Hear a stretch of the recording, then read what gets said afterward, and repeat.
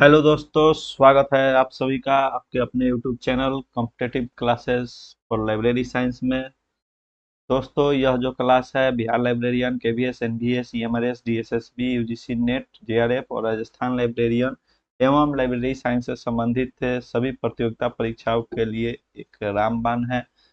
दोस्तों, इस क्लास में दोस्तों आप सभी मेरे टेलीग्राम चैनल से जुड़ सकते हैं। ऊपर दिए हुए क्यूआर कोड के माध्यम से आप इसे स्कैन पर या डिस्क्रिप्शन में दिए हुए लिंक के माध्यम से आप हमारे टेलीग्राम चैनल से जुड़ सकते हैं और नीचे दिए हुए क्यूआर कोड के माध्यम से आप हमारे WhatsApp channel competitive classes for library science में जुड़ सकते हैं, जहां आपको क्लास की इंफॉर्मेशन, उसकी पीडीएफ एवं जो भी नई वैकेंसी जो कि लाइब्रेरी साइंस से संबंधित हो उसकी डिटेल्स आपको तुरंत उपलब्ध कराई जाती है।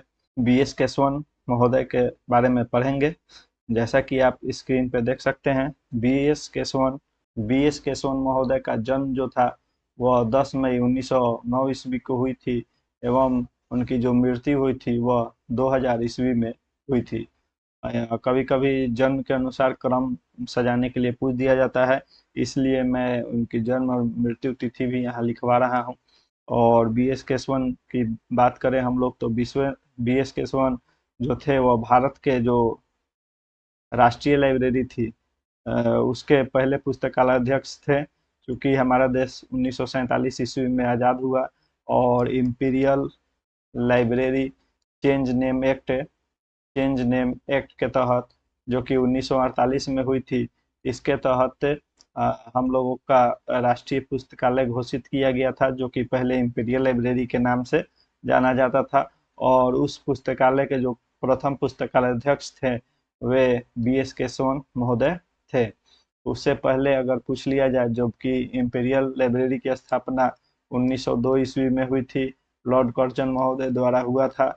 और 1903 ईस्वी में जो है वह सभी के लिए खोल दिया गया था। और इसमें उस समय के जो पुस्तकालय थे वे जे एच चॉपमैन महोदय थे। जबकि अगर पूछ दिया जाए कि प्रथम भारतीय पुस्तकालय अध्यक्ष कौन थे, तो वह 1907 ईस्वी में, जो कि इंपीरियल लाइब्रेरी के ही जो हरिनाथ दे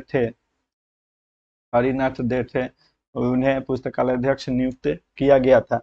ये सब जानकारी भी जैसे जैसे हम लोग क्लास में आगे बढ़ेंगे वैसे वैसे आपको यूनिट वाइज आपको ये सब चीज की जानकारी आप लोगों को मिलती रहेगी।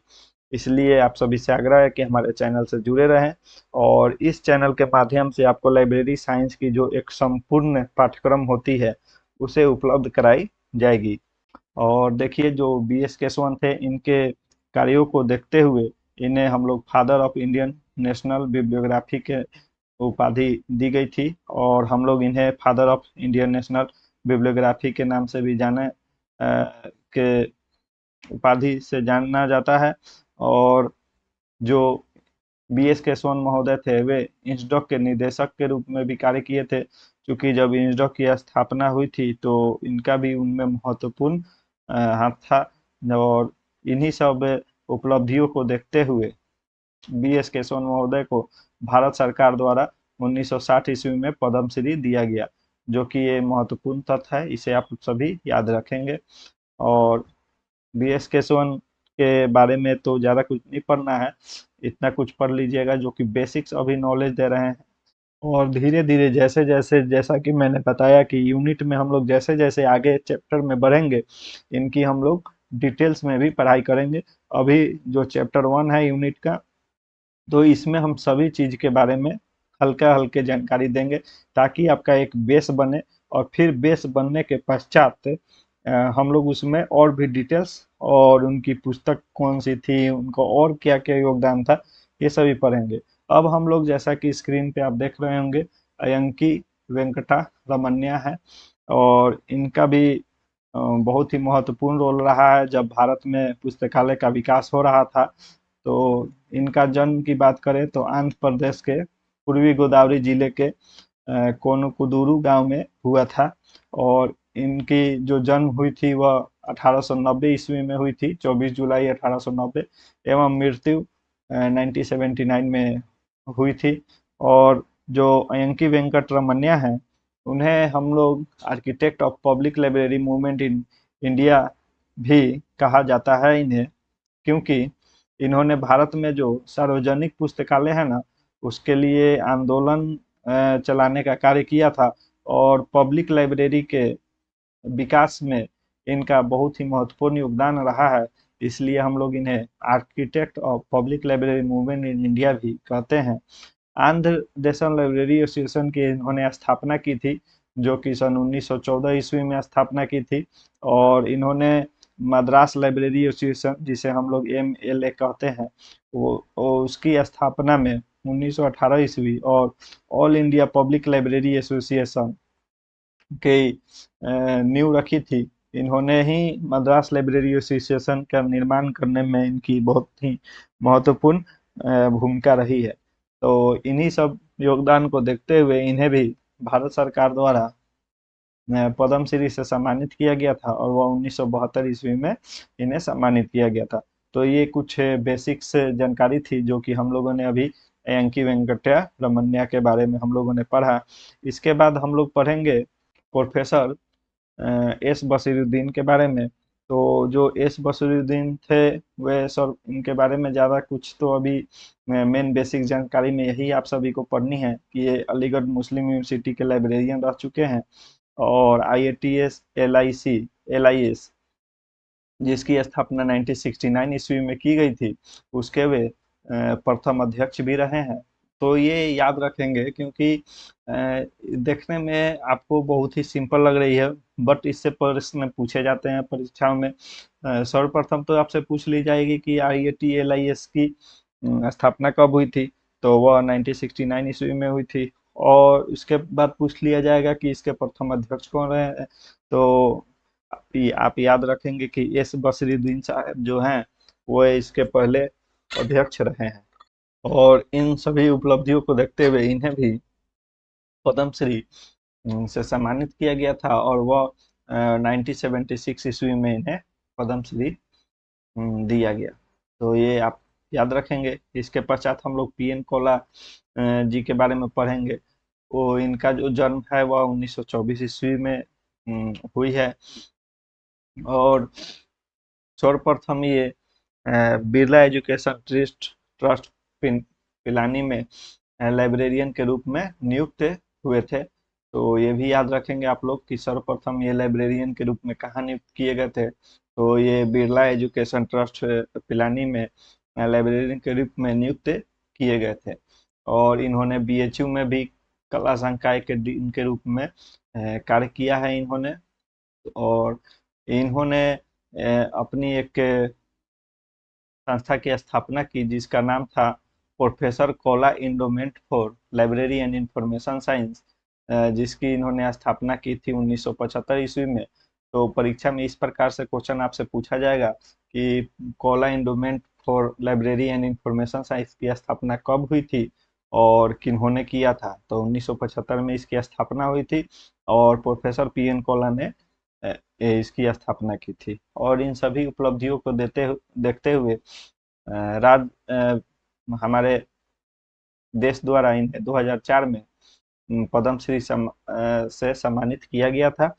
तो ये सब कुछ की फैक्ट्स हैं जिसको आप नोट्स के रूप में बनाते चलेंगे अपने कॉपी में, ताकि उससे आपको याद करने में आसानी होगी। और ये जो कुछ कुछ चीज़ें हैं जो मैं बता रहा हूँ वो बहुत ही महत्वपूर्ण है, क्योंकि इन चीज़ों को हल्का हल्का समझेंगे कि आखिरकार, जैसा कि मैंने बताया था कि आप सभी को मैं पूरी बेसिक्स एकदम जानकारी दूंगा, पूरा बेसिक से लेकर, यानी जीरो से लेकर हीरो तक, यानी जीरो से लेकर पूरा मैं आपको कंप्यूटर साइंस की जानकारी, सॉरी लाइब्रेरी साइंस की जानकारी उपलब्ध कराऊंगा। तो इसी के आगे हम लोग पढ़ेंगे अब सियाजी राव गायकवाड़ तृतीय के बारे में। तो सियाजी राव गायकवाड़ तृतीय के बारे में अगर हम लोग बात करें, तो ये बड़ौदा के राजा थे, और ये 1875 से, इसे याद रखेंगे, 1875 से 1839 के बीच में बड़ौदा के महाराजा थे, और इन्हें पुस्तकालय आंदोलन के जनक भी कहा जाता है। और इन्होंने आंदोलन की जो शुरुआत की थी वो 1910 ईस्वी में की थी।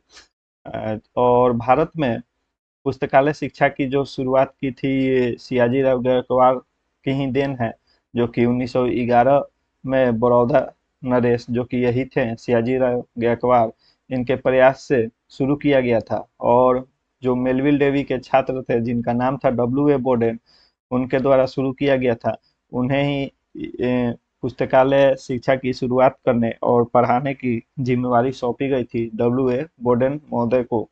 और लाइब्रेरी मिसलेनी जो नामक पुस्तकालय पत्रिका है, यह जो शुरुआत किए थे, ये W.A. बोडेन साहब ने शुरुआत किया था।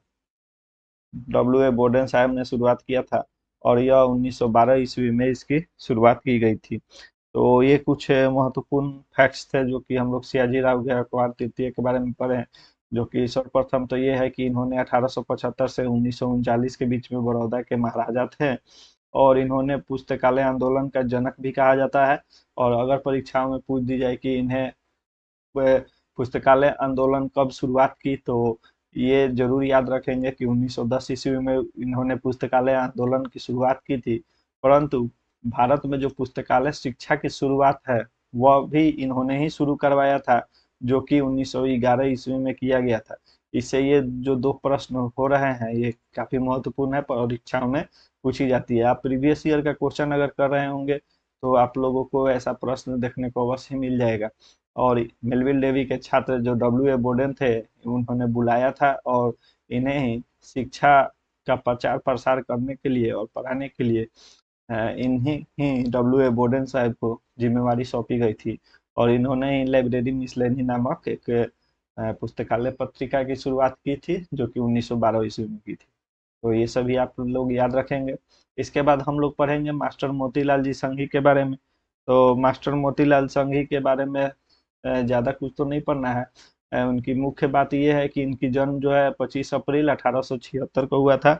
और ये भी पुस्तकालय के बहुत ही प्रेमी थे, पुस्तकालय और पुस्तक से बहुत प्रेम किया करते थे। तो ये जब टीचर थे, तो इनकी एक कहानी मैं बताता हूँ। जब ये शिक्षक थे तो ये अपने सैलरी से कुछ पैसों का बचाव करके एक के घर में ही अपने लाइब्रेरी का उन्होंने निर्माण किया और कुछ कुछ पैसे बचाकर उसमें किताब, और ये पुस्तक के इतने बड़े प्रेमी थे कि ये अपने कलीग्स को भी या अपने साथी दोस्त को भी पुस्तकें अपने हाथों से उनके घर जाकर दिया करते थे और उनसे पूछते भी थे कि आपने इस पुस्तक का अध्ययन किया अथवा नहीं किया, और दूसरों को प्रेरित भी करते थे कि पुस्तक पढ़ने के लिए।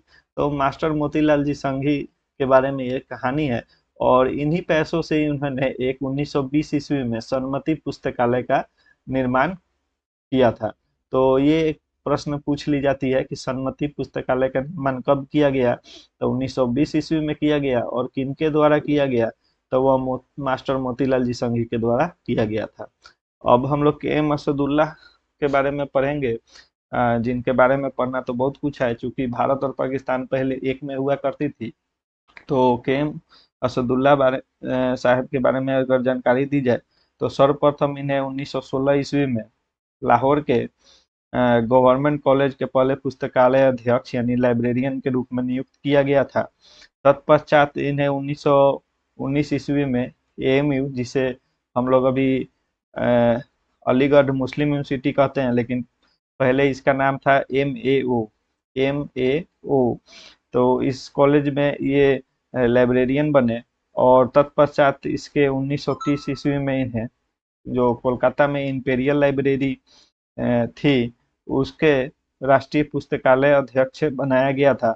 और यह 1930 ईस्वी से लेकर 1947 ईस्वी तक, जब तक कि हमारा देश आज़ाद नहीं होता है और भारत पाकिस्तान का बंटवारा नहीं होता है, चूंकि बंटवारे के बाद ये पाकिस्तान चले गए थे, इसलिए इन्हें पुस्तकालय अध्यक्ष का पद छोड़ना पड़ा था इंपीरियल लाइब्रेरी के।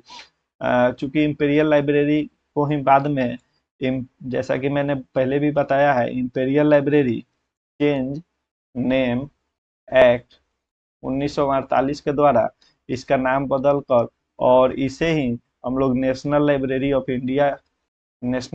ऑफ इंडिया बन गया था। तो 1947 तक ये हमारे इंपीरियल लाइब्रेरी कोलकाता के लाइब्रेरियन रहे। और 1948 में जब ये हटे तो 1948 में ही सर्वप्रथम BS केशवन के बारे में जैसे जब मैं पढ़ा रहा था तो बताया था कि ये प्रथम पुस्तकालय अध्यक्ष नियुक्त किए गए थे, BS केशवन महोदय। और इस ही सभी और इन्होंने जब देखिए हमारे देश में इंडियन लाइब्रेरी एसोसिएशन की स्थापना की गई थी। इंडियन लाइब्रेरी एसोसिएशन एसोसिएशन जिसे हम लोग ILA कहते हैं, जिसकी स्थापना 1933 ईस्वी में की गई थी। और ये चूंकि 1930 से 1947 तक इंपीरियल लाइब्रेरी कोलकाता के लाइब्रेरियन थे, और इंडियन लाइब्रेरी एसोसिएशन के भी स्थापना में इनकी महत्वपूर्ण भूमिका थी। और ये 1933 ईस्वी से लेकर 1947 ईस्वी तक ये ILA के प्रथम सचिव के रूप में अपना योगदान दिए थे। और ये ILA के प्रथम सचिव के रूप में भी कार्यरत थे 1933 से 1947 ईस्वी के बीच में, और 1930 से 1947 के बीच में। इसके साथ ही इन्होंने इंपीरियल लाइब्रेरी कोलकाता के लाइब्रेरियन के रूप में भी अपना योगदान दिया था। और इन सभी उपलब्धियों को देखते हुए इन्हें अंग्रेज सरकार, जो कि तत्कालीन सरकार हुआ करती थी, भारत सरकार, जो कि उस समय अंग्रेजों का शासन हुआ करता था, तो 1935 ईस्वी में इन्हें खान बहादुर की उपाधि दी गई थी। तो ये महत्वपूर्ण फैक्ट्स थे। जैसा कि अगर मैं यहाँ एक एक रिवीजन के तौर पर अगर मैं यहाँ पे मुझे थोड़ा शॉर्टकट में अगर आप सभी को याद कराना पड़े तो आप इतना में याद कर सकते हैं। सर्वप्रथम तो आप ये याद कर लेंगे ऐसे कि 1916 ईस्वी में ये क्या, तो लाहौर में गवर्नमेंट कॉलेज में लाइब्रेरियन बने। फिर आप लोग देखेंगे कि 1919 ईस्वी में AMU, जिसे उस समय MAO कहा जाता था, यहाँ पे लाइब्रेरियन बने। उसके बाद 1919 से के बाद आप लोग याद रखेंगे कि 1930 से 1947 के बीच में ये क्या थे, तो ये लाइब्रेरियन थे। और कहाँ, तो इंपीरियल लाइब्रेरी में। तो ऐसे आप लोग याद रखेंगे डेट वाइज, तो आप सभी को चीज़ें ज़्यादा याद रखेगी। और चूंकि ILA, जिसे इंडियन लाइब्रेरी एसोसिएशन कहते हैं, उसकी स्थापना 1933 ईस्वी में हुई थी। और ये चूंकि प्रथम सचिव नियुक्त किए गए थे, तो 1933 से लेकर 1947 के बीच में ये सचिव के रूप में काम किए ILA में। और 1947 के बाद तो देश आज़ाद हो गया, तो 1948 ईस्वी में इंपीरियल लाइब्रेरी चेंज ने मिटाया, और उसी के तहत BS केशवन महोदय को यहाँ का लाइब्रेरियन नियुक्त कर दिया गया। और एक जो ये फैक्ट्स है वो याद रखेंगे आप लोग कि 1935 में इन्हें खान बहादुर की उपाधि मिली, और वो भी उस समय की जो तत्कालीन सरकार हुआ करती थी उसके द्वारा इन्हें खान बहादुर की उपाधि दी गई थी। तो ये की फैक्ट्स इतना महत्वपूर्ण है अभी। और बाकी सारी भी जानकारी होगी जैसे जैसे यूनिट में हम लोग आगे बढ़ते चलेंगे, वैसे वैसे आप सभी को और भी जानकारियां उपलब्ध कराई जाएगी। नेक्स्ट अब हम लोग पढ़ेंगे, जो कि रंगनाथन साहब के गुरु थे, प्रथम गुरु थे, और लाइब्रेरी साइंस के गुरु थे। तो वे थे WCB सेयर्स, जिसे हम लोग कहते हैं विलियम चार्ल्स बर्बिक सेयर्स। इसका फुल फॉर्म जो हो जाएगा वह है विलियम चार्ल्स बर्बिक सेयर्स। आप कहीं लिख भी रहे हैं, चूंकि यहाँ पे मैं सभी चीजें नहीं लिख पा रहा हूँ, और थोड़ी इसमें लिखने में थोड़ी कठिनाई भी हो रही है। तो जैसा कि पहले में ही लिखा हुआ है कि ये डॉक्टर एस आर रंगनाथन महोदय के गुरु रहे हैं, और इन्हें पुस्तकालय वर्गीकरण का ग्रामेरियन कहा जाता था, क्योंकि इन्होंने क्लासिफिकेशन से संबंधित यानी वर्गीकरण से संबंधित बहुत सारी पुस्तकें लिखी हैं। जिसमें कुछ महत्वपूर्ण महत्वपूर्ण जो पुस्तक हैं वह है 1915 ईस्वी में इन्होंने ग्रामर ऑफ क्लासिफिकेशन लिखी थी। 1918 ईस्वी में इंट्रोडक्शन टू लाइब्रेरी क्लासिफिकेशन लिखी है। और 1926 ईस्वी में इन्होंने मैनुअल ऑफ लाइब्रेरी क्लासिफिकेशन भी लिखी है। और अगर आपसे पूछ लिया जाए कि सर्वप्रथम केनन, क्योंकि केनन के बारे में जब हम लोग आगे पढ़ेंगे तो एस आर रंगनाथन महोदय ने भी केनन दिया था, और जिसमें idea plan, verbal plan, notational plan ये सब में पढ़ेंगे। तो canon of currency, canon of exhaustiveness, canon of currency वगैरह बहुत सारे कैनन पढ़ेंगे जिन्होंने एस आर रंगनाथन ने भी दिया हुआ है। लेकिन अगर आपसे पूछा जाए कि सर्वप्रथम कैनन का सिद्धांत किन्होंने दिया, तो वह हमारे WCB शेयर्स जी हैं, जिन्होंने कैनन का सिद्धांत दिया था। और उन्होंने 29 सिद्धांत उस समय दिए थे। बाकी आगे हम इनके सिद्धांतों के बारे में भी पढ़ेंगे। ये हम लोग इनके बारे में कुछ बेसिक्स जानकारी थी। और आगे अब हम लोग पढ़ेंगे पॉल आउटलेट एंड हेनरी लाफाउंटेन। तो इनकी अगर मुख्य प्रमुख बातें की जाए तो सर्वप्रथम तो ये इन्होंने आईआईबी एफआईडी की स्थापना की थी। तो इन्होंने कब की थी एफआईडी की स्थापना, तो याद रखेंगे आप लोग कि 1895 ईस्वी में एफआईडी की स्थापना की थी। एवं यूडीसी का निर्माण, चूंकि डीडीसी पहले ही बन चुकी थी और इसे डिविड डेसिमल क्लासिफिकेशन कहते थे, जो कि 1876 ईस्वी में इसका निर्माण हुआ था। जब हम लोग डिविड डेसिमल पढ़ रहे थे तो उस समय आपको बताया गया था कि 1876 ईस्वी में डीडीसी के निर्माण डेविड डेसिमल महोदय द्वारा कराया गया था। उसके तत्पश्चात इन्होंने सेम उसी में से कुछ उसको मतलब संशोधन करके यूडीसी का निर्माण किया इन्होंने, पॉल आउटलेट और हेनरी लाफाउंटेन ने। और 1905 ईस्वी में इसका निर्माण पूरा हुआ एवं प्रकाशित किया गया। और इन्होंने ही सर्वप्रथम डीडीसी के जो देन दिए थे है मेलविल डेवी, उनसे परमिशन लेकर उन्होंने यूडीसी का निर्माण किया था। और 1913 ईस्वी में हेनरी लाफाउंटेन को शांति का नोबेल पुरस्कार भी प्रदान किया गया है। ये भी आप सभी याद रखेंगे। और एक चीज याद रखेंगे तो ये दोनों जो हैं वो 1800 दोस्त थे, चूंकि दोस्त हुआ करते थे। और 1892 में ये दोनों मिलकर बेल्जियम में इन्होंने society of social and political science के एक सामाजिक बिब्लियोग्राफी बनाने का भी काम किया था। तो यहाँ मैं लिख दे रहा हूँ of social society of social and political sciences. इन्होंने बिब्लियोग्राफी बनाने पे जोर दिया था। और इनकी प्रमुख चीज अभी तो हम लोग इतना ही पढ़ेंगे, फिर आगे भी इनके बारे में गहन अध्ययन हम लोग करेंगे। थैंक यू सो मच और आपके लव और सपोर्ट के लिए।